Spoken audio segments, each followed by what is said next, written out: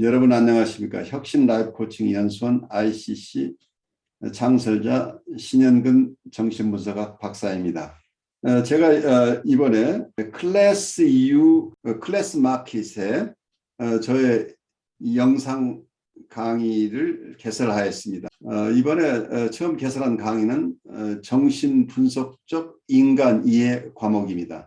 제가 하는 강의 내용을 여러분께서 잘 아실 수 있도록 이 과목의 소개 영상과 첫 번째 강의 정신분석학의 정의와 두 가지 기본적 가설을 주제로 한 강의 영상을 여러분께 소개합니다. 이 두 개의 영상을 보시고 더 관심 있으신 분들은 직접 제 클래스 사이트로 들어가셔서 클래스에서 어떤 것이 진행되는지 검토하시고 여러분 주위에 있는 분에게도 제 강의가 있음을 알려주시면 고맙겠습니다. 여러분 감사합니다.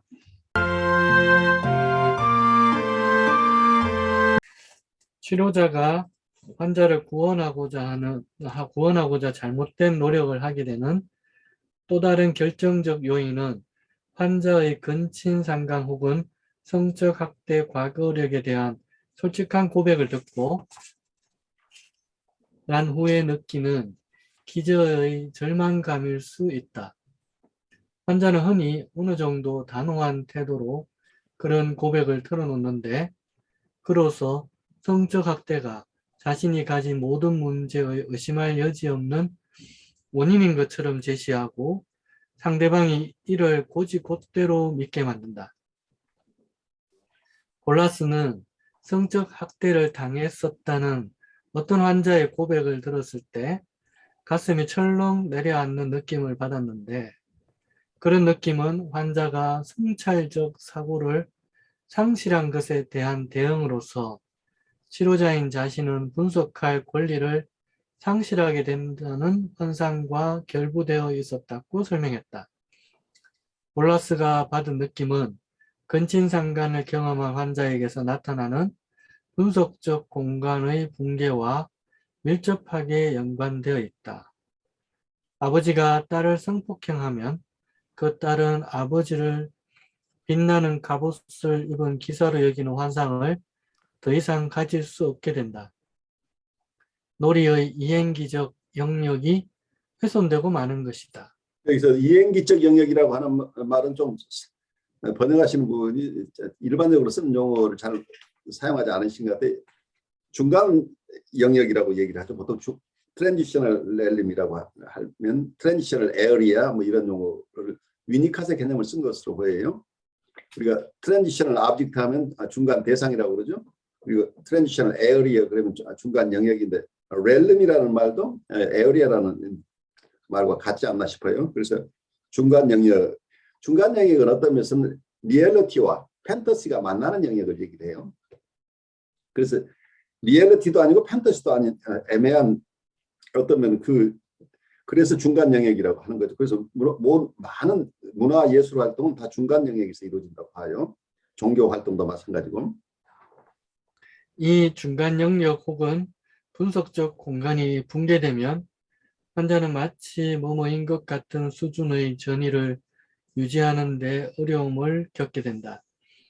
치료자에 대한 환상들은 분석되어야 할 상징적 구조물이 아닌 실제 현실로 간주된다. 여기서 굉장히 중요한 얘기를 하고 있죠. 이 내담자들 특히 경계선적 환자들이 얘기할 때 자기가 성적 학대를 받았다는 경험을 얘기를 하면 그건 틀림없는 현실로 얘기를 하는데 그래서 전후 사정을 따져보고 그게 구체적으로 실제 일어난 것이냐 아니냐 언제 일어나냐 이런 탐구 자체가 거의 불가능한 확신을 하고 있는 거기 때문에 거기에 대해서 무슨 얘기를 한다는 것이 거의 금지되어 있는 이런 상황처럼 오는 거죠. 프로이드가 처음 가졌던 게 신경증은 어디서 어른이 돼서 신경증이 나타나는 아이를 보호해야 될 의무가 있는 주위 사람들에 의해서 그걸 뭐라고 성적 유혹이 있었다. 시덕션 티어리를 발표했었죠. 성적 유혹이 있었다는 요즘 말로는 성적 학대를 굉장히 그 당시 사회 분위기 때문에 좀 부드러운 말로 성적 유혹이 있었다 이렇게 표현했지만 요즘 말로 하면 성적 학대나 이제 이런 거죠. 그래서 자기 환자들을 쭉 들어보니까 얘기를 듣다 보면 다 성적 학대가 부모나 가까운 사람들로부터 아주 어린 시절부터 성적 학대나 유혹이 있었다. 근데 그것 때문에 어린 시절에 그런 것 때문에 지금 어른이 돼서 신경증을 앓게 됐다. 이제 이렇게 처음에 이론을 세웠어요. 시덕선 티어리를 먼저 그 얘기는 트라우마의 학대라는 개념을 쓰고 요즘 얘기하는 트라우마죠. 그럼 트라우마가 있어서 트라우마 때문에 지금 정신적인 어려움을 갖고 있다. 정신적인 질병을 겪고 있는 것, 정신적인 장애를 겪는 것은 어린 시절에 아이를 보호해야 될 주변에 있는 사람들의 성적 학대나 성적 유혹 때문에 생긴 이 트라우마에 기인하는 것이다. 그렇기 때문에 이건 환경에서 오는 거죠. 인바이러먼트예요. 메디컬 소사이티에서 프로이드가 그 이론을 발표를 했는데 그 주위에서 냉랭한 대접을 받았어요. 너무 나간 거 아니냐. 다른 사람들로부터 아주 냉랭한 반응을 받았을 뿐만 아니라 자기 환자들을 보니까 자기 환자들 중에 그런 성적 유혹이 없었다고 하는 환자를 찾기 어렵다는 얘기예요. 그렇게 또 다른 쪽에서 보면 그 자기 학회에 왔던 사람들 중에 자기 아이가 어떤 신경증을 앓고 있거나 요즘 같은 어떤 보더라인 환자인 경우에 요즘 분류로 보면 보더라인 환자들은 다 성적 학대 때문이라고 한다면 그 정신적으로 어려움을 겪고 있는 부모들이 다 없을 사람들인 거죠. 이렇게 되면. 그래서 사회적으로 굉장히 수용되기 어려운 이론이 나온 거예요. 처음에. 성적 유혹 이론이라고 하는 건. 그러다 보니 프로이드 입장에서 그걸 디펜드하기가 굉장히 어려워서 어떤 분은 이거 폴리티컬하게 이해를 해요.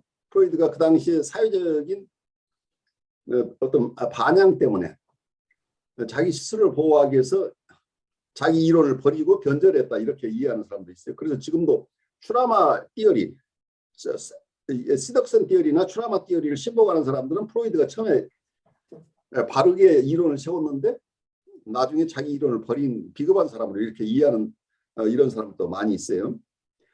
그런데 프로이드가 그 다음에 가서 자기 이론을 아무리 봐도 자기도 자신이 없는 상황이 일어난 거예요. 그래서 다시 이론을 세운 게 팬터시 티어리로 합니다. 환상 이론. 팬터시 티어리로 가는 근데 그러니까 리얼리티하고 상관없이 심리적인 사이킥 팬터시라는 개념으로 이걸 이해를 하다 보니까 프로이드가 극단에서 극단으로 가버린 거예요. 한쪽에서는 환경 때문이라고 했다가 나중에는 이건 타고난 것이다. 인본으로 봐버린 거죠. 이네이트라 타고난 것 때문에 이 아이의 성적 환상이라고 봐버린 거죠. 그래서 유아 성욕론과 이게 연결이 되죠. 유아가 성욕을 가지고 있었다. 그래서 유아 성욕을 기반으로 한 팬터시 때문에 성적 환상 때문에 이것을 이 아이는 아이 때는 리얼리티와 팬터시를 구별할 능력이 없기 때문에 나중에 프로이드 이론 속에 리얼리티 테스팅이라는 이론이 곧바로 나오죠. 그러니까 리얼리티 테스팅, 현실 검증 능력이 없는 아이가 자기의 섹슈얼 팬터시를 리얼리티로 믿고 있었다고 하는 개념으로 가져가죠. 그렇게 되니까 프로이드는 지금까지는 전부 트라우마를 겪은 사람으로 실제 성적 유혹이나 성적 학대가 있다고 봐서 쭉 그런 입장에서 이론도 세우고 내담자들을 그런 이해를 바탕으로 치료하려고 했던 분이 갑자기 이론이 달라지면서 이게 팬터시 거의 팬터시일 가능성이 높다는 쪽으로 이론이 가버리니까 이게 극단으로 가니까 어떤 면에서는 실제는 성적 학대가 있는 사람도 있고 성적 학대가 없는 사람도 있다는 얘기예요. 근데 개별적으로 이걸 보는 것보다는 양극단으로 봐서 굉장히 초기에 혼선이 있었다. 하는 얘기들을 우리가 과거의 히스토리 속에서 볼 수 있어요. 그래서 그 논쟁은 지금도 계속되고 있죠. 트라우마 중심으로 보는 분들하고 어떤 팬터시 중심으로 이해를 하는데 이게 프로이드가 정치적으로 혹은 자기를 디펜드하기 위해서 일부러 이런 이론을 바꿨다기보다는 어떤 이 판타지 이론은 정신분석에 아주 큰 기초가 됐어요. 왜냐하면 인터널 월드에 대한 이론이 여기서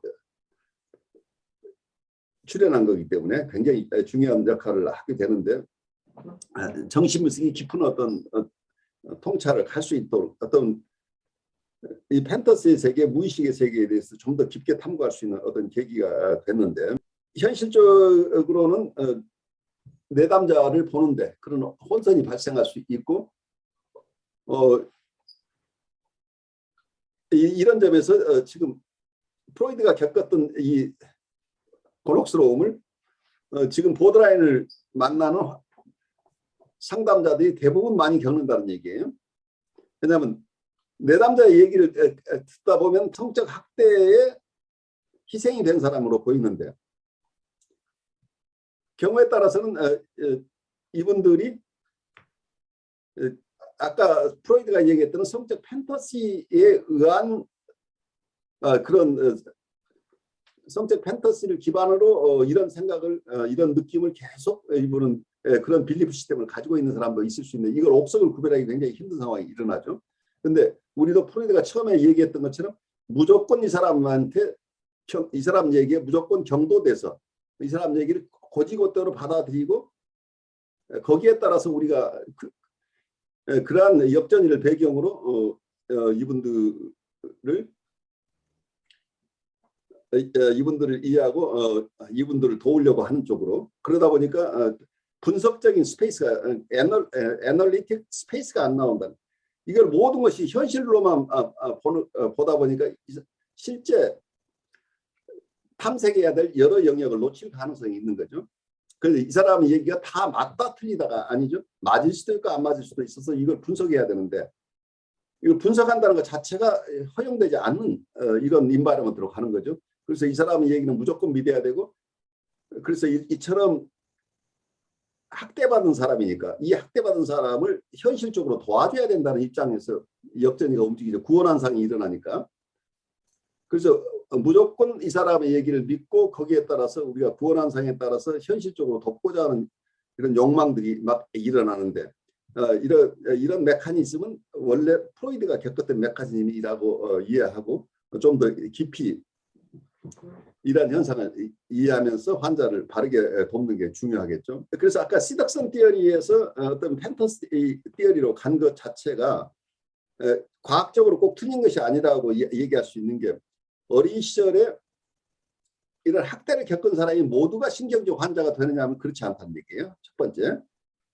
그런 트라우마를 겪은 사람, 성적 어뷰스나 성적인 학대를 경험한 사람 중에도 정신적으로 큰 문제가 없는 사람도 얼마 있고 또 그리고 신경증을 가진 사람 중에는 성적 학대를 전혀 경험하지 않는 사람들 중에서도 신경증 환자가 나오기 때문에 모든 것을 성적 이론 일변도로 초기에 봤던 최초의 시덕슨 티어리가 잘못됐다는 것은 요즘 이론으로 봐도 맞아요. 그래서 프로이드가 이론을 바꾼 것은 정당한데 너무 한쪽으로 판타지 티어리 쪽에 너무 경도되다 보면 내담자 입장에서는 자기 얘기를 하나도 믿어주지 않는 상담자를 만나게 되는 거죠. 그러니까 지금 보드라인 환자를 보는 여러분 입장에서도 그러니까 자기가 겪었던 트라우마 굉장히 힘들었던 고통스러운 과거를 얘기하는데 경우에 따라서는 이게 현실일 수도 있고 판타지 있고 현실이 부풀려진 것일 수도 있는 여러 가지 가능성이 있는데 상담자에게 오는 역전이는 내담자는 그처럼 가혹한 환경 속에 자랐으니까 저 사람을 의심할 수는 없고 저건 맞는 거고 그 주위에 있는 사람은 다 나쁜 사람이고 그래서 내가 현실적으로 이 사람을 도와줘야 된다는 이 구원자 환상을 불러일으키는데 이때 굉장히 조심스럽게 임상을 끌고 가야 된다는 얘기를 드리는 거예요. 제 얘기 들으면서 여러분들에게 오는 생각을 잠깐 나누면 좋겠어요. 여기에 이제 분석적 영역이라는 부분이 뭐 되게 좀 저한테 되게 많이 와닿는데요.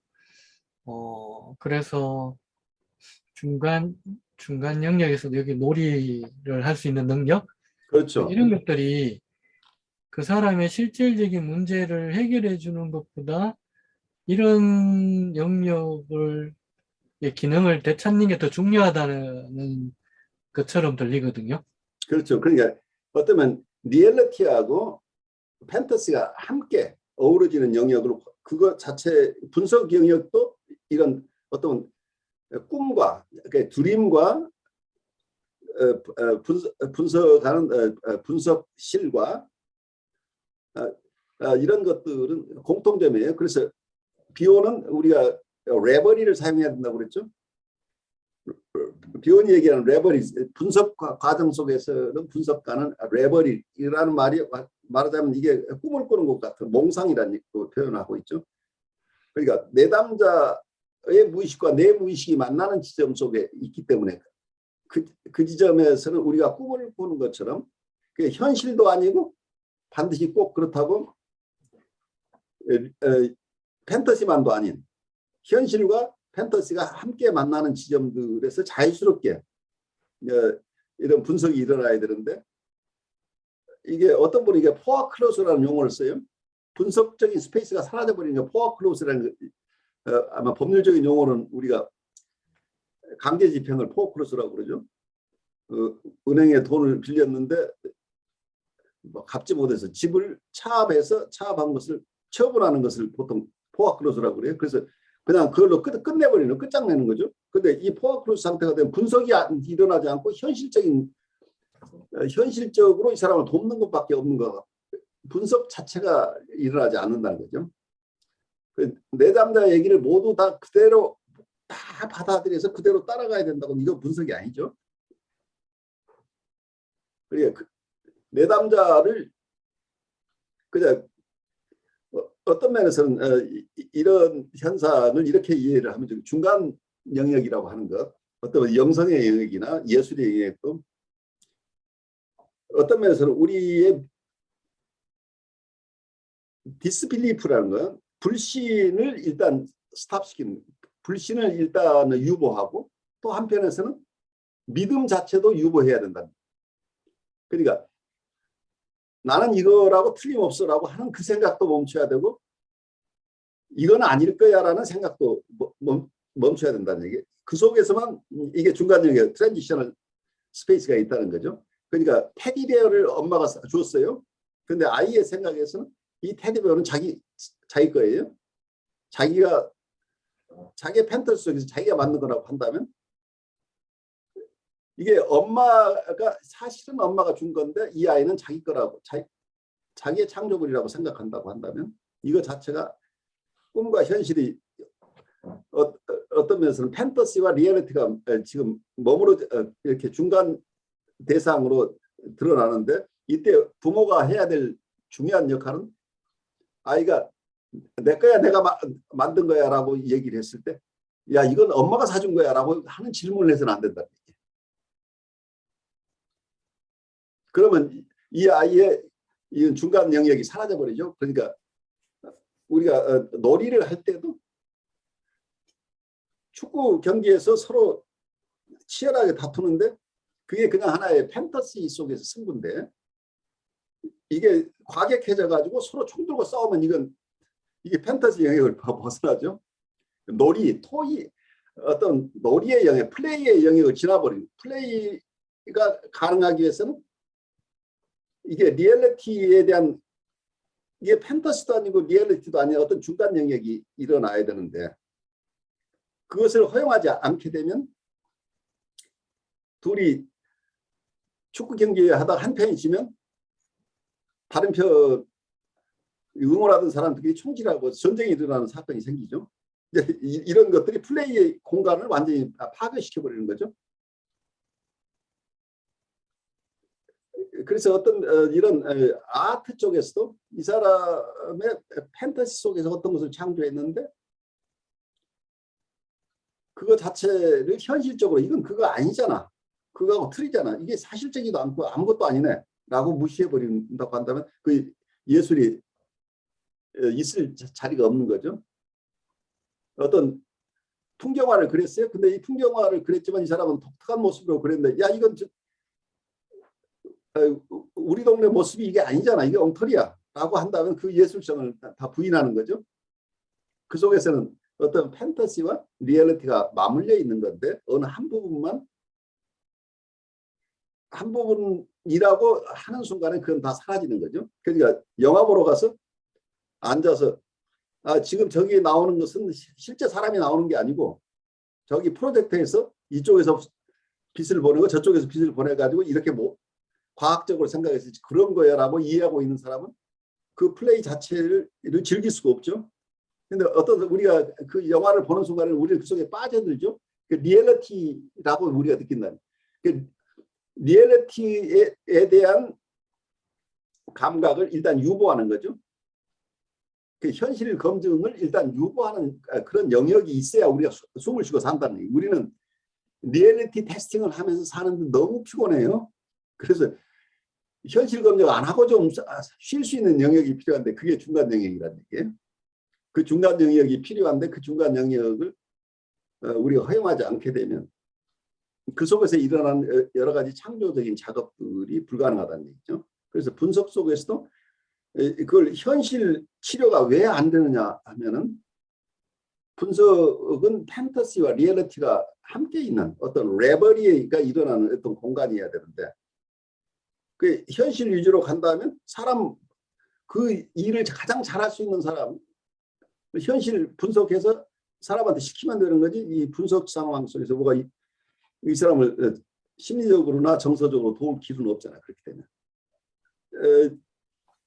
이제 이런 영역들은 예술의 영역, 종교의 영역도 똑같이 우리가 아까 첫 번째 시간에 얘기했던 문자적으로만 해석해 버리는 경우.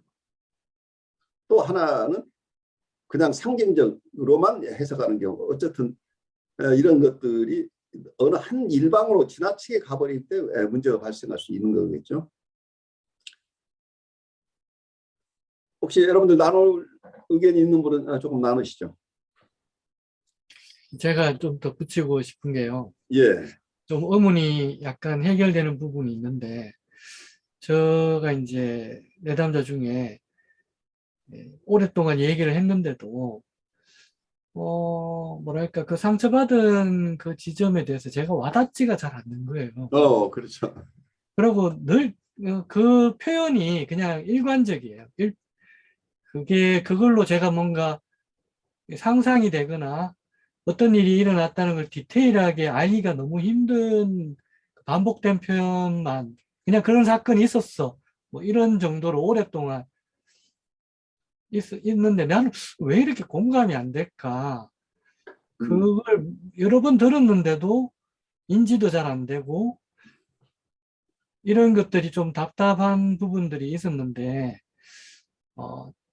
좀 이해가 되는 게 그분은 그 중간 영역이라는 부분이 좀 약한 것 같아요. 그래서 그걸 표현하고 그 안에서 뭔가 여러 가지 경험했던 것들을 이렇게 다양하게 이렇게 말하거나 이렇게 할 수 있는 게 없었던 것 같아요. 그래서 제가 요청을 해도 그게 다인 거예요. 그냥 자기가 상처받았다. 그렇죠. 근데 그게 하나 이 사람의 빌리프 시스템에서 그 신념에는 변화가 하나도 없는 거죠. 예. 그래서 오랜 시간 이야기를 해도 뭐랄까 그런 느낌이 있어요. 좀 뭔가 그 사건이나 그런 것들이 좀 더 이렇게 알아지고 더 밝혀지고 이런 게 없고 그냥 단정적인 그 사건의 나열 어쩌면 정도에서 예, 이분의 경우에는 아이솔레이션이라는 방어를 쓰고 있다고 볼 수도 있는 거죠. 이 사람의 정서와 지적인 그 인텔렉츄얼한 부분과 이모셔널한 부분을 완전히 분리해서 이분은 그 사건을 얘기하면 그는 팩트로만 얘기하지 정서는 전혀 따라오지 않죠. 네.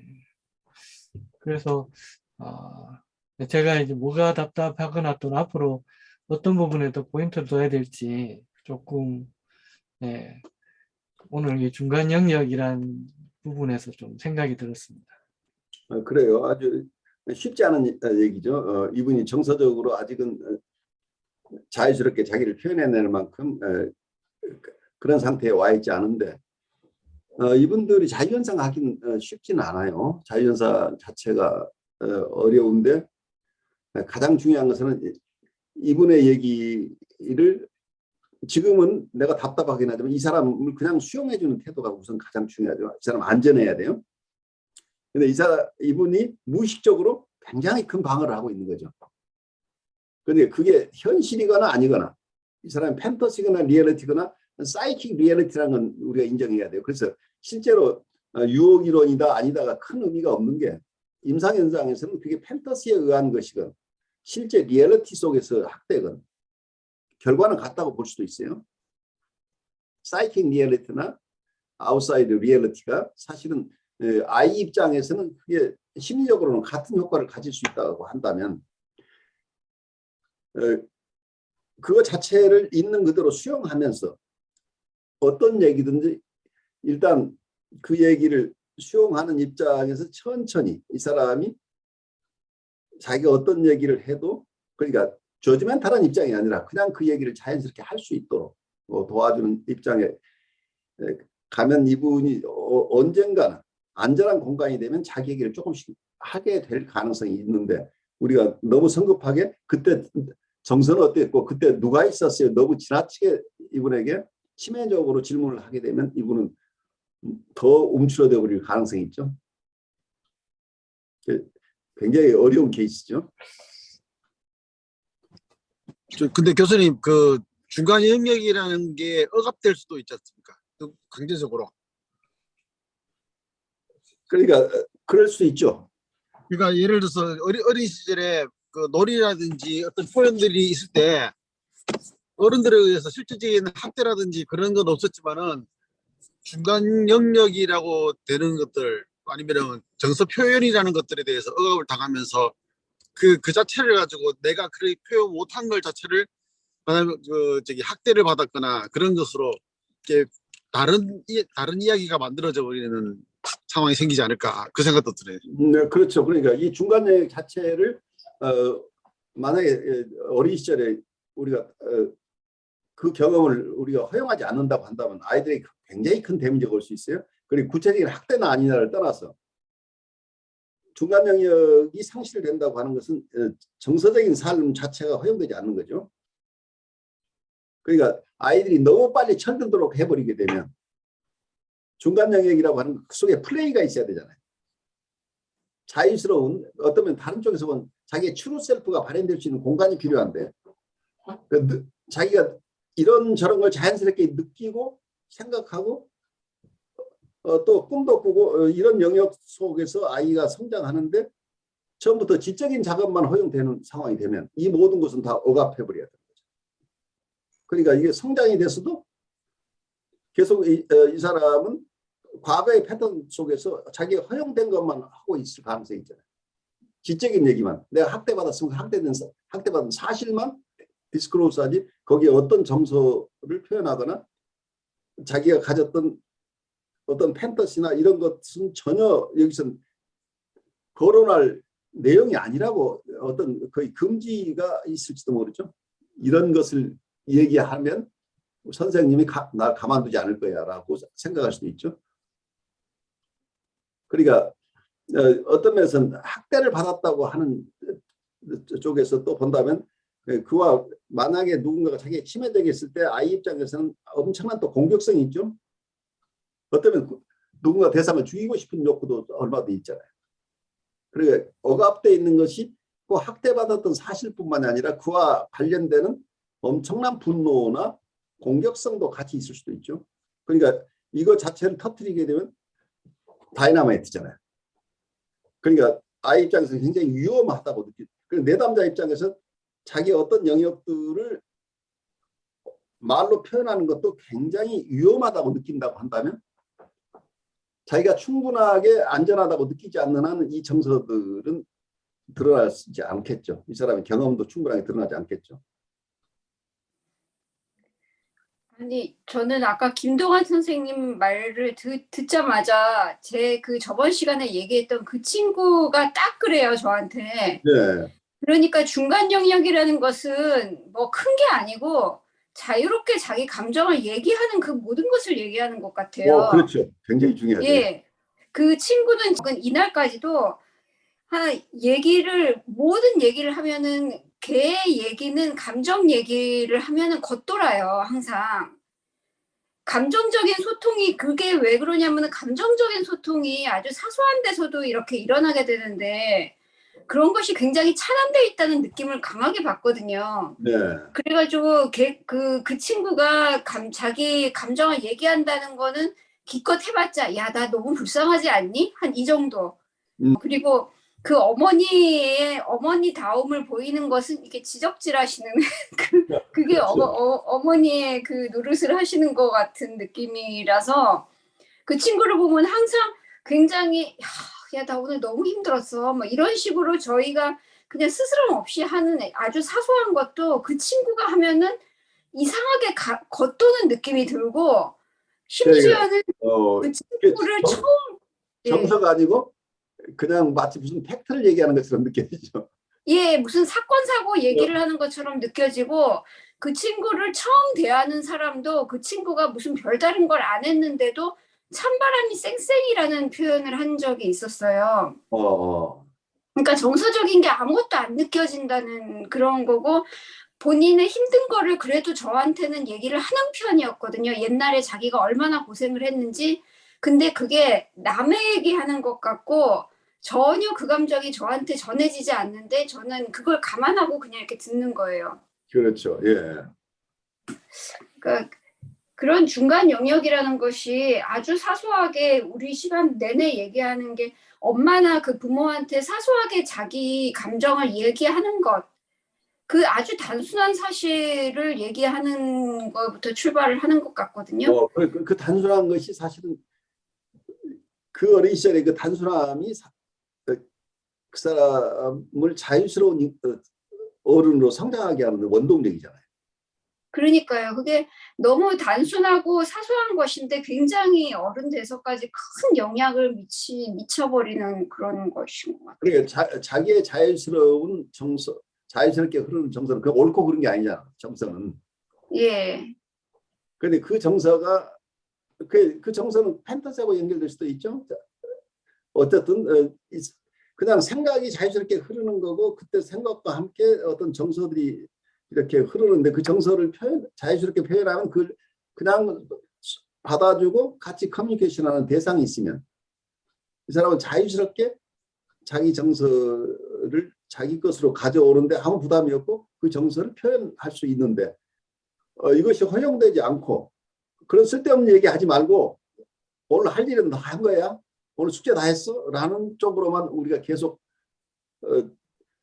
양육자가 그런 쪽으로만 아이를 계도하기 시작한다면 아이는 자기 정서를 가지는 것 자체가 금지되어 있는 이런 상황이 되어버리죠. 그래서 정서를 가지고 어떤 판타지를 가지고 놀이를 하는 것 자체가 허용되지 안 된다는. 그러니까 놀이가 허용되지 않는 환경에서 아이들이 자라버리면 엄청난 데미지를 받을 수 있어요. 참 말이라는 게 재밌는 것 같아요. 언어로 결국에는 표현을 하는 게 굉장히 큰 부분임에도 불구하고 언어로 표현하지 못하는 어떤 감정의 어떤 소통 같은 것은 또 다르게 생각이 돼야 되는 것 같은 느낌이 그 친구 얘기를 들으면. 바로 그거예요. 그러니까 프리에더퍼럴 환자라는 말은 다른 쪽으로서 우리 얘기할 때 프리버벌이라고 표현을 해요. 그러니까 언어가 있기 이전의 정서 상태들. 그 속에서 그 언어가 있기 이전의 세계 속에서 자유스럽게 성장하지 못한 사람들이 대부분 프리에더퍼란 이슈를 가진 사람들이에요. 그 언어는 2차 과정 사고라고 얘기를 하죠. 근데 1차 과정 사고는 팬터시나 정서나 이런 것들이지 논리의 세계가 아니라 논리의 세계가 아니기 때문에 거기는 맞고 틀리고가 있는 게 아니죠. 그런데 어른들은 맞고 틀린 것을 가지고 아이하고 대화를 하기 시작하면 아이의 정서는 죽어버리죠. 그렇게 되면. 그러니까 정서가 박탈된 그리고 어쩌면 놀이가 허용되지 않은 현실 공간 속에서만 사람이 성장하게 되면 아무 여유도 가질 수가 없잖아요. 내가 현실적으로 도움이 되지 않는 것은 생각을 해서도 안 되고 그걸 가지고 누구하고 놀아도 안 되고 현실적으로 도움이 되는 것만 한다. 내가 성적이 올라가는 액티비티만 허용된다고 한다면 아이들 입장에서는 굉장히 제한된 범위 내에서 성장이 일어날 수밖에 없게 돼요. 그래서 지적으로는 굉장히 발달한 사람들이 정서적인 심각한 박탈 때문에 고생하시는 분들 굉장히 많죠. 저 같은 경우에는 어린 시절에 부모님이 상당히 그 정서 표현이 안 되는 분들이었거든요. 거의 뭐 냉랭한 분위기고 저는 어릴 때 집에서 존재감도 없다고 느낄 만큼 그렇게 이제 뭐랄까요. 아예 나는 부모님들 기억 속에도 없는가 보다 할 정도로 그렇게 냉랭했는데 그냥 많이 놀았어요. 애들하고 바깥에서. 근데 뭐 총 만들어 가지고 총싸움도 하러 돌아다니고 뭐 바닷가도 놀러 다니고 여기저기 막 그냥 학교 끝마치고 오면은 막 놀았거든요. 근데 그런 놀이가 있다는 자체가 어떻게 보면은 부모가 정서 표현을 잘 안 하고 냉정해도 놀이가 있으면서 친구들과 형제들과 그런 정서 표현만 돼도 그 큰 문제 없이 그냥 성장하는 것 같아요.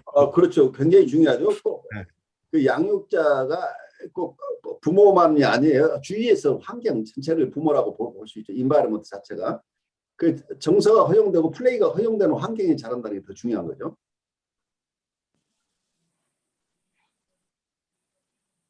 그래서 어떠면은 우리 어른들 만나면서 놀 줄 모르는 사람이라고 하는 것이 저 사람 굉장히 열심히 산다라는 얘기도 되지만 또 한편에서는 참 저분 어려운 사람일 수도 있다는 표현일 수도 있어요. 그 놀이를 할 수 없, 그러니까 마음의 여유가 없죠. 그 구체적인 현실 속에서만 살아야 된다고 하는 것이 휴식이 없는 삶이죠. 그래서 강박적인 삶이나 완벽주의로 사는 분들에게는 이 플레이라는 게 없잖아요. 플레이의 영역이 없는 상황이죠. 그런데 우리가 어른들도 플레이를 하면서 살죠. 우리가 이런저런 생각, 이런 꿈도 꿔보고 저런 꿈도 꿔보고 백일몽도 하고 안 될 것 같지만 이런저런 엉뚱한 프로젝트도 생각도 해보고 이러면서 사람이 살아가는데 그래서 실제로는 별 실익이 없는 것 같은데도 자기가 재미있어서 하는 일들 있으면 그 재미 따라서 이런저런 일도 하고 이러면서 어느 한 길이 아니라 좀 다양하게 이것저것 남들이 보면 쓸데없는 짓 같은 일도 하면서 살아가는 여유가 있는데 그렇지 않은 사람들도 굉장히 많은 거죠. 어떻게 보면 저도 좀 그래요. 저도 이게 정서 표현하는 게 굉장히 어려운 사람이잖아요. 그게 사실은 그게 이유가 전부는 아니겠지만 여러 가지 어머니와 아버지와 이렇게 정서적인 교류 자체가 조금 적었던 사람이고 저도 평생에 굉장히 그 중요하게 생각하는 목표가 사실은 남들처럼 막 뭐 이거 공부해갖고 이거보다도 저를 좀 릴렉스하고 항상 명상 아니면은 무슨 뭐 이렇게 운동이나 뭐 이렇게 좀 이렇게 풀어내는 그런 삶에 훨씬 더 이렇게 지향점을 좀 두고 싶어 하는 욕구가 있거든요. 그게 항상 예술도 그렇고요. 그러니까 저도 그게 항상 좀 어려움을 겪는 그런 거고 끊임없이 저의 삶에서 어떤 태스크 같이 나타나고 그걸 이렇게 의식하게 되고 한단 말이에요. 그러니까 여러 가지가 다양한 형태로 그런 중간 영역이 부족한 것을 평생에 걸쳐 갖고 어떤 태스크로 저는 가져가는 편이고 또 어떤 사람은 또 그걸 중요하지 않게 생각하는 사람들도 있겠지만 아무튼 저도 좀 그런 사람이라서 그렇죠. 그래요. 근데 우리가 태스크 오리엔티드 라이프도 굉장히 필요하죠. 목표를 달성하는 건 굉장히 중요한데 그러면서 또 쉬어가면서 갈 수 있는 여유가 같이 있어야 돼요. 그래서 한주혜님이 이미 통찰을 하고 있다는 거 그리고 여기 정신분석에 공부하고 있다는 것 자체가 쉼의 여정을 가시는 거죠. 그래서 두 가지를 같이 있는 거죠.